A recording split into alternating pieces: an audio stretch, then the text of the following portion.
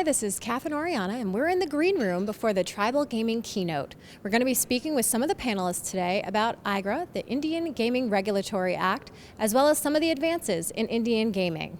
Good afternoon. I've been asked many times at this show this year what would be the biggest impact upon Indian gaming and the Indian Gaming Regulatory Act in the coming years, and particularly right after the November elections. Really, to answer that question, we need to remember that nothing will impact Indian gaming or Indian Gaming Regulatory Act as much as tribal sovereignty itself.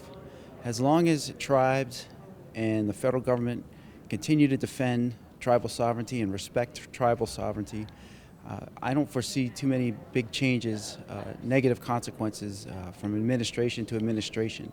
Because after all, we have our tribal governments that stand strong upon their history and their governmental laws.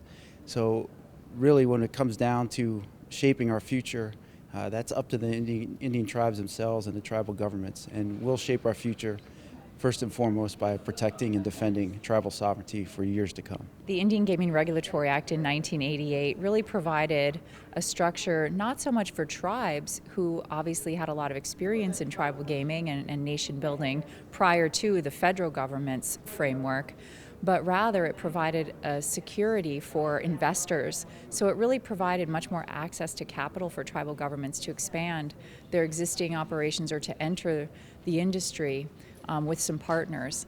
And the other thing that IGRA did was it really provided clarity with regard to the Johnson Act.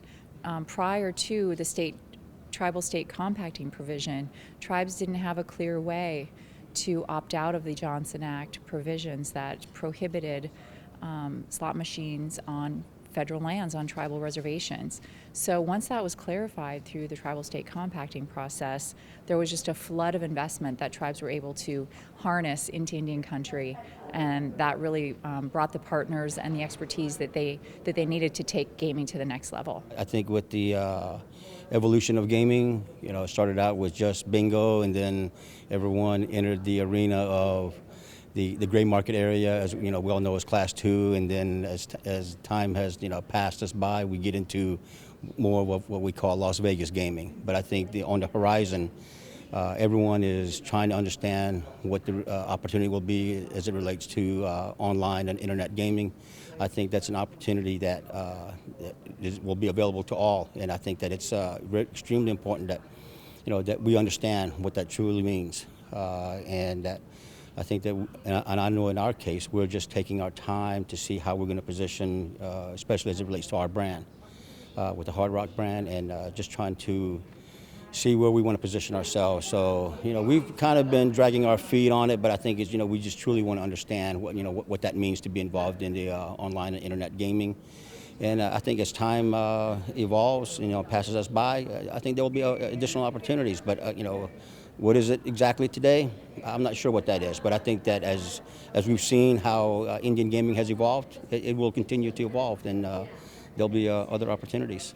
My view of what the most important technical advances will be over the next 5 years for Indian gaming will certainly be the advent of internet and iGaming, and how it will impact tribes, and to what degree that the tribes will be participating, especially because they have a great land-based brick and mortar casinos. So I think iGaming is really the hottest topic right now in the industry, because certainly the tribes want to have their seat at the table and be able to participate in that.